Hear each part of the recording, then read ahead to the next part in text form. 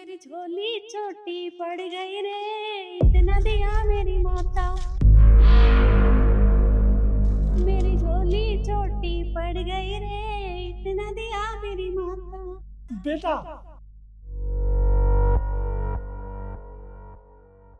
हाँ बाबा बोलिए।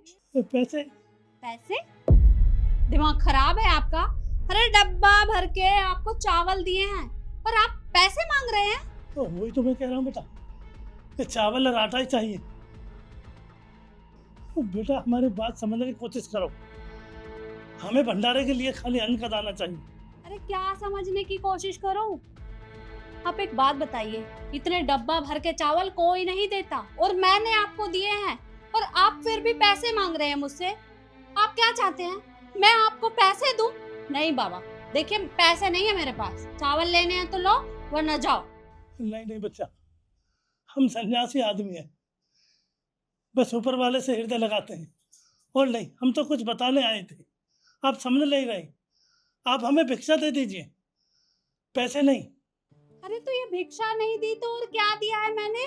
भिक्षा में अन्न का दान होता है और मैंने आपको चावल दे दिए हैं और आप फिर भी पैसे क्यों मांग रहे हैं? देखिए मुझे लगता है आप एक नंबर के ना फ्रॉडी हैं, तभी आप मुझसे पैसे मांग रहे हैं। देखो बेटा, नाराज होने की बात नहीं है। हमारा सन्यासियों का काम है बच्चे को उंगली पकड़कर ऐसा के रास्ते पर लाना और समझाना और भगवान का आशीर्वाद देना। और हमारा मतलब भिक्षा ले जा करके हम भंडारा करते हैं और भंडारा करते हैं अपने स्थान पर। वहाँ अमीर गरीब सभी तरह का भंडारा खाते हैं। तो जितने भी गरीब आदमी हैं, जितने भी बेचारे भिखारी हैं, वो सबकी दुआएं लगती है आपको। आत्मा भावना सब बरकत होती है आपके घर में, उनकी दुआएं लगती है। अरे बाबा, अजीब आदमी हो आप तो। आप मुझे एक बात बताइए, जब लोग भंडारा करते हैं तो क्या खिलाते हैं? पूड़ी सब्जी चावल रोटी यही खिलाते हैं ना। और मैंने आपको चावल दिए हैं तो क्या आप इन्हें बनाकर खिला नहीं सकते? तो ठीक है बेटा, मेरे तो समझाने का फर्ज था, मैं तो समझा रहा था, लेकिन मैं ये भिक्षा नहीं लूंगा। और आप अगर ये भिक्षा वापस देंगे ना तो क्या पता मेरे घर में कुछ नुकसान हो जाए और ना तो आपकी हाय पड़ जाए। नहीं नहीं बाबा, देखिए मैंने आपको चावल दे दिए हैं, आप ये ले जाइए। यही तो बात मैं कहना चाहता हूँ बेटा, आपके घर में तो हो चुका और लड़ाई झगड़े होंगे। मेरे जाने के बाद कुछ भी हो सकता बेटा, लड़ाई हो जाएगी। सोचो समझो, मैं ये भिक्षा नहीं ले सकता। अरे बाबा, ये आप क्या बोले जा रहे हैं? आपको तो मुझे आशीर्वाद देना चाहिए और आप उल्टा हाय मार रहे हैं। नहीं नहीं बाबा, देखिए आशीर्वाद देकर जाइए, आप ऐसा मत बोलिए। तो ठीक है बच्चा, जो कुछ दिया आपने वो सब कुछ मेरा, मैं लेकर जा रहा हूँ। हाँ बाबा, इतना डब्बा भर के चावल दिए हैं, ये सब आपके हैं, आप ले जाइए। तो ठीक है, जो भिक्षा आपने दी वो सब मेरी। जय माता दी। ठीक है बाबा, जय माता दी। जय माता दी।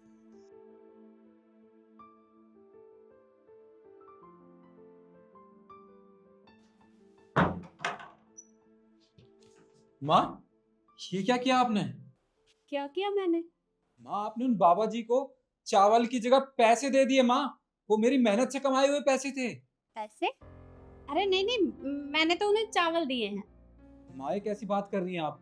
चावल का डब्बा हमारे रसोई में रखा हुआ है और उसके साथ मैंने पैसों का डब्बा रखा था। आपने चावल का डब्बा वहीं छोड़ दिया और ये पैसों का डब्बा उनकी झोली में खिला दिया। माँ, अरे कैसी बातें कर रहे हैं आप? मानती हूँ कि मेरे बाल सफेद हो गए हैं, लेकिन इतना बुढ़ापा भी नहीं आया कि मैं पैसे पकड़ा दूंगी। अरे माँ, आपको समझ नहीं आ रहा। आपने उन बाबा जी को पैसे दे दिए हैं। अरे ये पैसे मुझे आज वापस करने थे। अरे 2 लाख रुपए छोटी रकम नहीं होती है माँ। अब मैं क्या करूँगा? अरे नहीं नहीं बेटा, पैसों वाला डब्बा तो वहीं रखा है, उसके बगल में चावलों का डब्बा रखा था तो मैंने उन्हें चावल दे दिए। हाँ, देखिए चावल का डब्बा वहीं रखा है। आप जाके खुद देख लीजिए, आपको मेरी बात पे यकीन नहीं हो रहा। मैं अभी रसोई से ही आ रहा हूँ, वहाँ पैसों का डब्बा नहीं है। वो बाबा ज्यादा दूर नहीं गए होंगे। मैं एक काम करता हूँ, उनको रोकता हूँ और सारे पैसे वापस लेता हूँ। अरे नहीं नहीं, तुझे कहीं जाने की जरूरत नहीं है, मैंने उन्हें जानबूझकर पैसे दिए। क्या? आपने आपने ये सब जानबूझ के किया था? पर क्यों? अरे बेटा, उन्हें उन पैसों की जरूरत थी इसलिए मैंने ये सब किया। मतलब मैं तुझे बताती हूँ। हाँ डॉक्टर साहब बोलो। क्या 2 लाख रुपए चाहिए ऑपरेशन के लिए। डॉक्टर साहब मेरी बेटी का इलाज कर दीजिए, मैं तुम्हारे हाथ जोड़ता हूँ, मैं पैसे का जुगाड़ कर दूंगा कल तक। क्या शाम को? मैं शाम को तो ठीक है डॉक्टर साहब, मैं शाम को करता हूँ मैं जुगाड़, शाम तक। हाँ डॉक्टर साहब मेरी बेटी का इलाज करें, मेरी बेटी का इलाज नहीं रह जाए साहब, मैं आता हूँ शाम को। अरे भगवान, अरे लीली छतरी वाले, मैं 2.5 लाख रुपए कहाँ से लाऊं, कहाँ से करे 2 लाख 2.5 लाख रुपए। हे मालिक, तू तो दीनानाथ सबकी भलाई करता है, सबका भला करता है, मेरा भी भला कर भगवान, मैं कहाँ से लाऊं।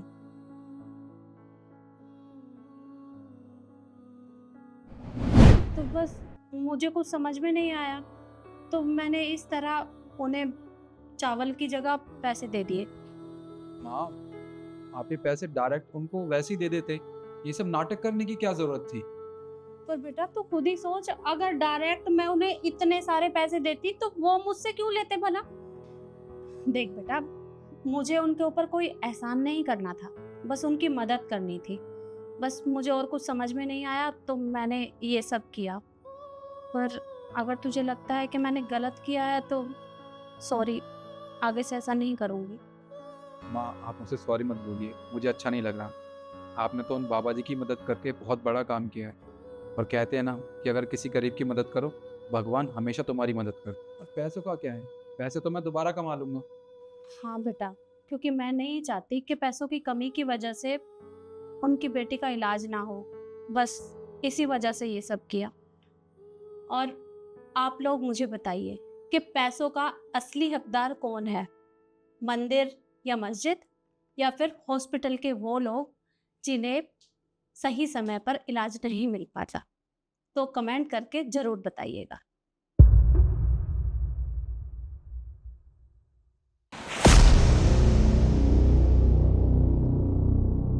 बहू, वो बेटा दूध नहीं दिया अभी तक? वो मम्मी जी गरम कर दिया, मैंने सोचा था थोड़ा ठंडा हो जाएगा फिर लेकर आती हूँ।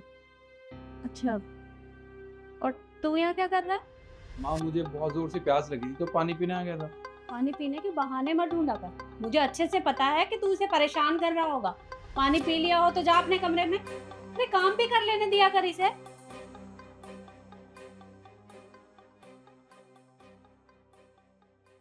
तो मम्मी जी आप चलिए, मैं दूध लेकर आती हूँ।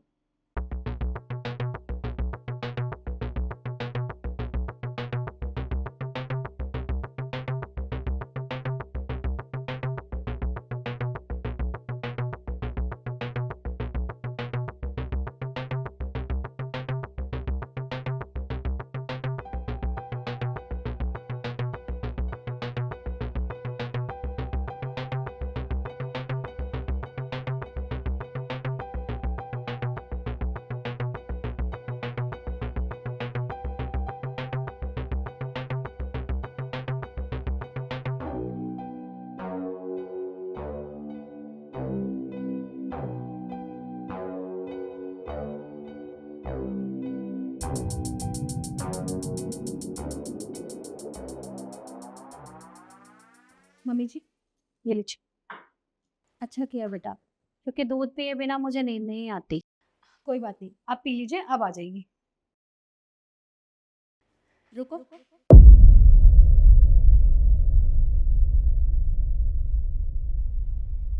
देवर ना बेटे समान होता है। हाँ मम्मी जी, पर आप ये सब मुझे क्यों बता रही हैं? तुम्हें ये मैं इसलिए बता रही हूँ कि अगर वो कोई गलती करता है तो तुम उसे समझा सकती हो। मैं मानती हूँ कि वो तुम्हारे से लगाव रखता है, लेकिन इसका मतलब ये नहीं है कि वो कुछ भी गलती करे और तुम उसे करने दो। तुम उसे समझा भी तो सकती हो। देखो बहू, तरुण अक्सर काम के सिलसिले से बाहर रहता है, पर वो सिर्फ हमारी वजह से बाहर रहता है, क्योंकि सारे घर की जिम्मेदारी उसके ऊपर है। तो निखिल को समझाओ जरा कि वो भी जिम्मेदार हो गया है तो अपने भाई की थोड़ी सी मदद करे। अरे अगर अपनी जिम्मेदारी नहीं समझेगा तो कब समझेगा? जी मम्मी जी, मैं समझाऊंगी, वो समझ जाएगा। आप दूध पीजिए।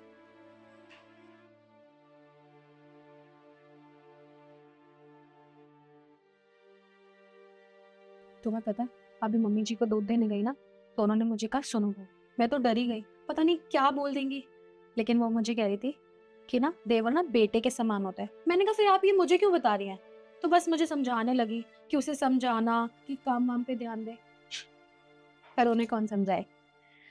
वैसे निखिल, मैं एक चीज सोच रही हूँ कि तुम्हारे भैया से मेरा छुटकारा कब होगा। मतलब मैं चाहती हूँ कि जितनी जल्दी हो मैं उनसे डिवोर्स दे दूँ और तुम्हारे साथ रहूँ।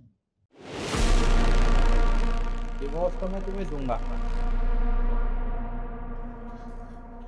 तरुण, तुम कब आए? तुमने बताया भी नहीं।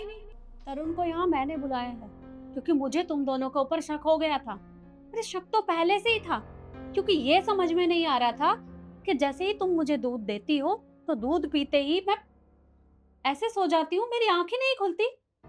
पर आज आज जब तुम्हारे वो आटे भरे हाथ इसके कंधों पर देखे तो मेरा शक यकीन में बदल गया। तुम्हें एक बार भी ये सब करते हुए शर्म नहीं आई? तुमसे कहने से क्या फायदा, तुम तो पराए घर से आई हो ना। तू तो मेरा अपना ही खून था। सिर्फ जब अपनी भाभी के साथ ये सब किया, एक बार भी हम दोनों के बारे में नहीं सोचा। कोई बात नहीं, तुमने जो किया सो किया।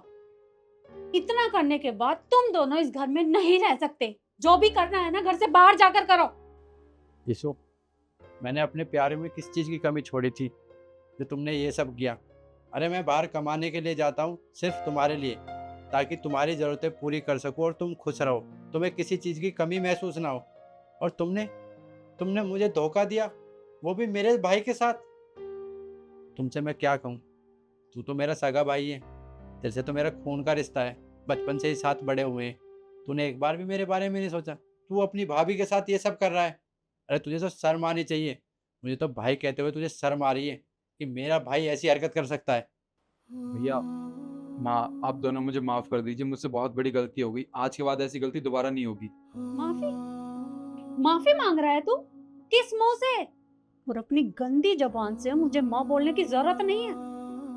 देख, तुम दोनों ने गलती की है और तुम दोनों यहाँ नहीं रह सकते। देखो तरुण, प्लीज मुझे एक मौका दे दो। मैं तुमसे माफी मांगती हूँ, आइंदा ये गलती दोबारा नहीं होगी। प्लीज एक मौका दे दो। मुझे कुछ नहीं सुनना, चुपचाप निकल जाओ मेरे घर से, निकलो और निकल तू।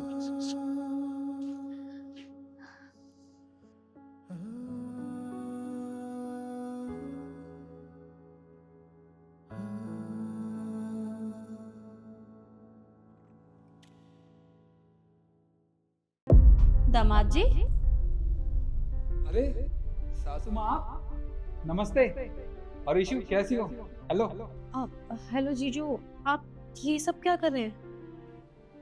हाँ, आप झाड़ू क्यों लगा रहे हैं? और शिखा कहाँ है? मम्मी जी, कैसी बात कर रही हैं आप?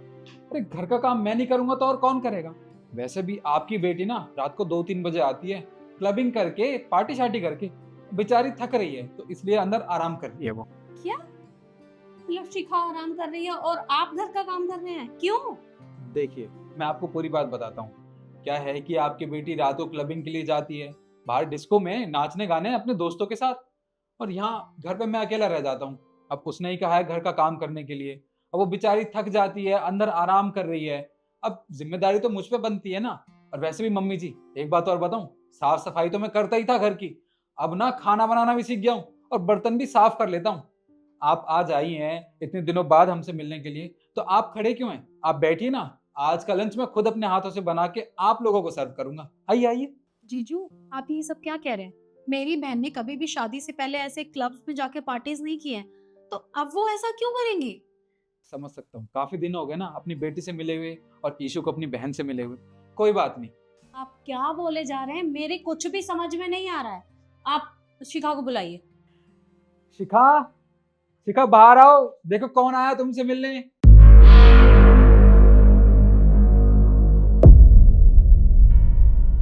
मम्मा, ईशु, आप लोग आने वाले थे, आपने बताया क्यों नहीं मुझे?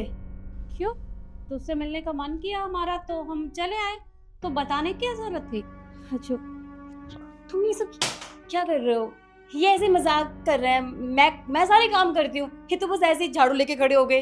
पागल हो गए हो? भाई कैसी बात कर रही हो तुम?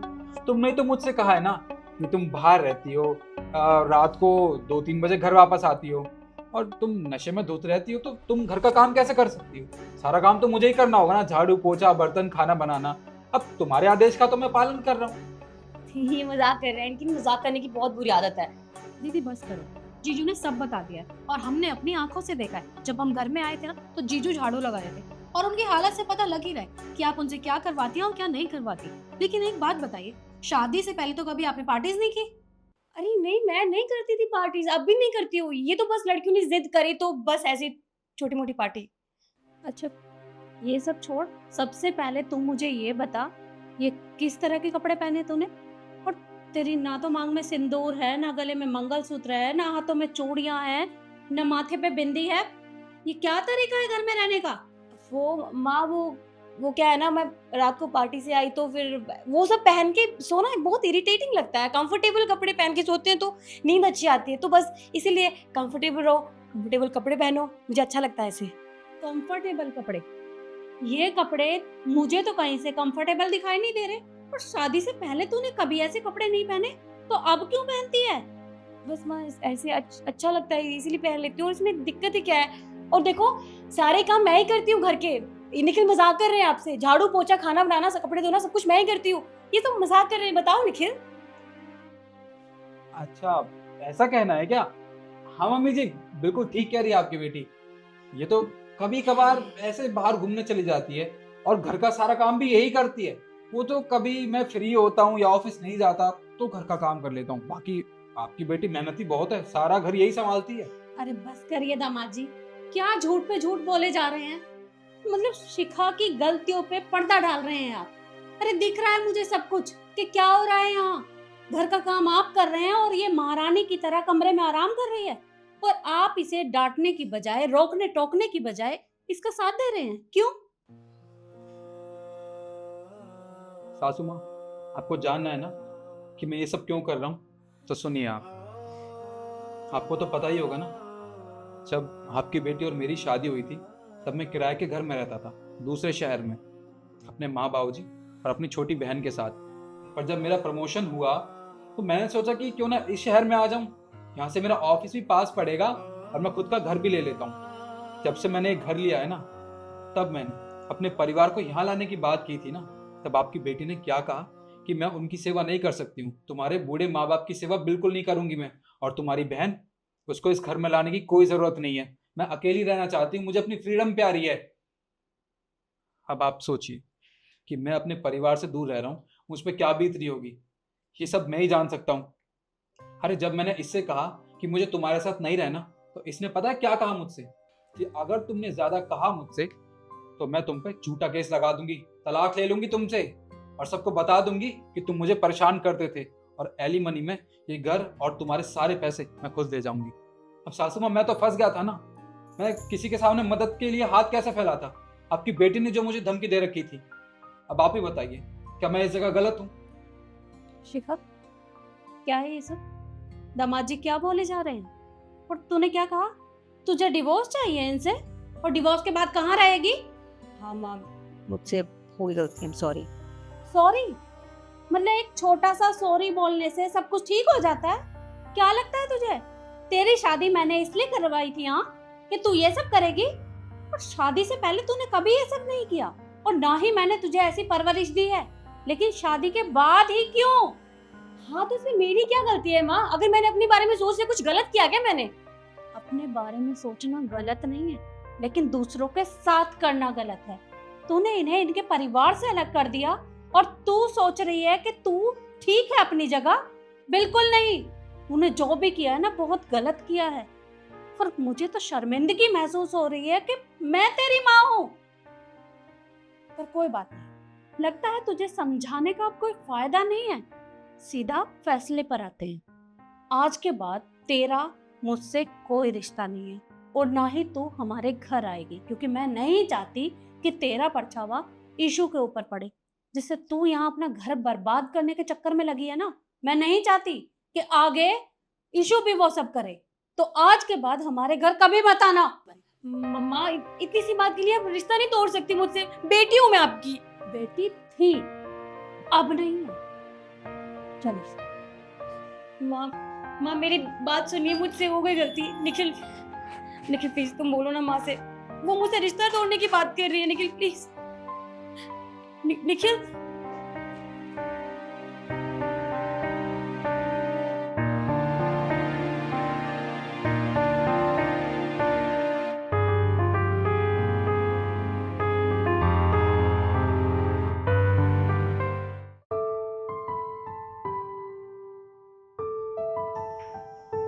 रुकिए मैडम, अंदर कहाँ जा रहे हो?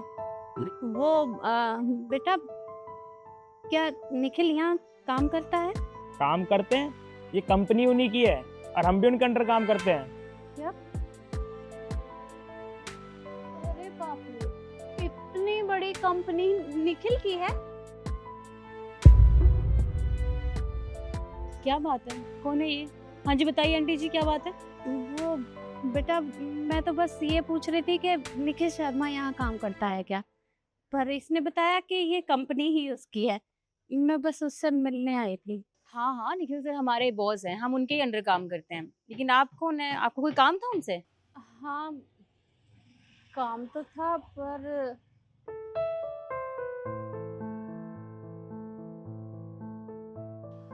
बेटा तुम मेरा एक काम कर दो। हाँ जी बताइए।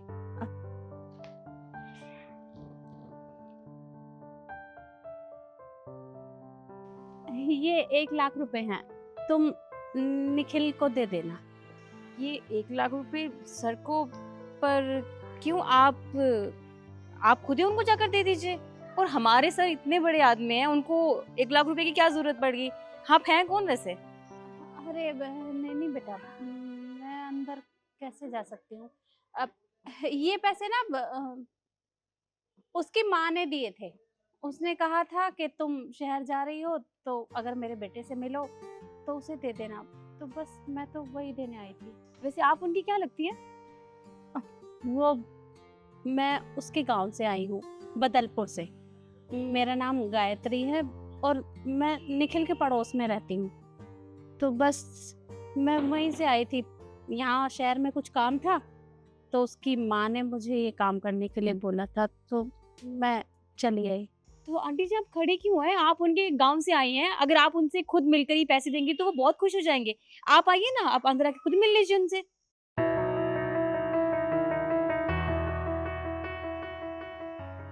नहीं बेटा, मैं अंदर कैसे जाऊं?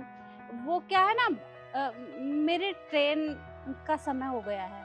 अब मैं अंदर गई तो मेरी ट्रेन निकल जाएगी, मैं लेट हो जाऊंगी। मुझे घर भी पहुंचना है ना।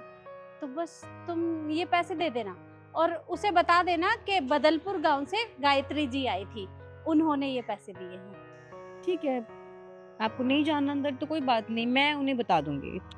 अच्छा, एक बात पूछूं? जी? निखिल कैसा है? निखिल सर बहुत अच्छे हैं। सच में वो बहुत नेक इंसान है। उनके जैसा आदमी ना मैंने पूरी जिंदगी में नहीं देखा। अरे वो इतने बड़े आदमी होकर वो अपने एम्प्लॉयज का इतना ध्यान रखते हैं, हर छोटी छोटी चीज का ध्यान रखते हैं। सच में मैं तो बहुत लकी हूँ कि मैं उनके अंडर काम करती हूँ, सीरियसली। हाँ मैम, सब बिल्कुल सच बोल रही हैं। हमारे सर किसी के साथ भेदभाव नहीं करते, चाहे वो गार्ड हो, पियून हो, ड्राइवर हो, सबका एक साथ ख्याल रखते हैं। और आपको पता है आंटी जी, मेरी माँ की तबीयत बहुत खराब थी और सर ने अपनी जेब में से पैसे दिए, पूरे 20,000 रुपए, और आज तक मुझसे पैसे वापस नहीं लिए। अब सोचिए, वो सर अपने एम्प्लॉयज का तो ध्यान रखते हैं, साथ में उनके परिवार का भी ध्यान रखते हैं। आप खुद ही सोच लीजिए, सच में उनके पेरेंट्स बहुत लकी हैं जो उन्हें ऐसा बेटा मिला। सही कहा बेटा, निखिल है ही ऐसा। वो अपना ध्यान नहीं रखता पर दूसरों का बहुत ध्यान रखता है। बस थोड़ा गुस्से वाला है, उसे छोटी छोटी बातों पर गुस्सा आ जाता है। पर वो कभी अपने गांव के बारे में या अपने माँ के बारे में बात करता है? देखिए आंटी जी, वैसे उनका निजी मामला है, हम कभी बोलते तो नहीं है, पर हाँ कभी कभी सोचते तो जरूर है कि ऐसा भी क्या हो गया, इतना अच्छा बेटा उनका उनसे अलग रह रहा है, मतलब क्या वजह हो सकती है। जैसे आप तो उनके गांव से हैं, आपको तो पता होगा ना ऐसा क्या हुआ है जो वो अपने घर वालों से अलग रह रहे हैं। हाँ बेटा, दरअसल कुछ सालों पहले वो गांव में ही रहता था। बस उसे शहर में नई नौकरी करनी थी तो उसने अपनी माँ से थोड़े से पैसे मांगे थे पर उस समय उसकी माँ के पास पैसे नहीं थे, क्योंकि 1 लाख रुपए बहुत बड़ी रकम होती है। अब गांव वालों के पास इतना पैसा ही कहाँ होता है। तो बस उसका उसकी माँ से झगड़ा हो गया और वो गुस्से गुस्से में गांव छोड़कर आ गया। और तब से लेकर आज तक वो गांव वापस नहीं गया। पता नहीं उसे अपनी माँ की याद आती है या नहीं आती, पर उसकी माँ उसे बहुत याद करती है। इकलौता बेटा है उसका, बहुत प्यार करती है उसे। पर तुम उसे बोल देना कि बदलपुर गांव से गायत्री जी आई थी और ये पैसे देकर गई हैं। जब तुम उन्हें बताओगी ना तो वो बहुत खुश हो जाएगा। वैसे आप चाहती तो आप चल सकती थी अंदर, उनसे मिल लेती, पर अब आप जिद कर रही हैं नहीं जाने की, तो कोई बात नहीं, मैं ये पैसे उनको दे दूंगी, आप फिक्र मत कीजिए। और हाँ, उसे बोलना कि गर्मी बहुत हो रखी है तो गर्मी से थोड़ा बचकर रहे, नींबू पानी पीता रहेगा तो उसकी तबीयत खराब नहीं होगी, बस उसे बता देना। ठीक है, मैं बोल दूंगी।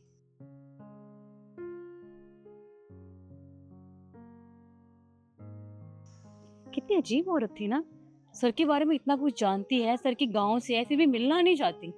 अजीब लोग हैं इस दुनिया में। खैर हमें क्या, ये पैसे देने मैं दे देती हूँ, तो अपना काम कर। ठीक है।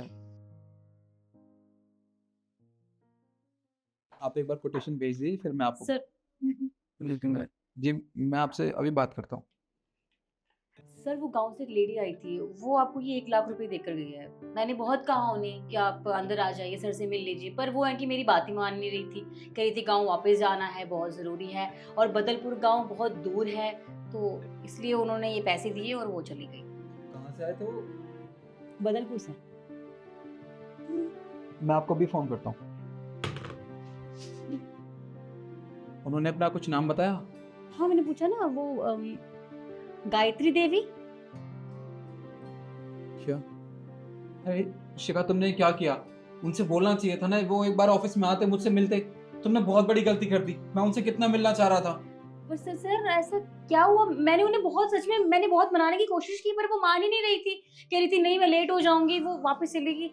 Sir everything is okay. अरे यार शिखा, तो मैं कुछ भी नहीं पता, मैं क्या करूं। वैसे वो उन्होंने कुछ बताया, वो कितने बजे निकलेंगी, कैसे जाएंगी? सर उन्होंने तो कहा कि वो बस पैसे देने आई थी और वो वापस चली जाएंगी। अभी वो स्टेशन ही गई हैं। स्टेशन से मतलब वो ट्रेन से आई है? कितने बजे की ट्रेन है उनकी, कुछ बताया उन्होंने? सर इतना तो नहीं बताया, बस यही कहा था कि पैसे देने आई हूँ, पैसे देकर गांव वापस चले जाऊंगी।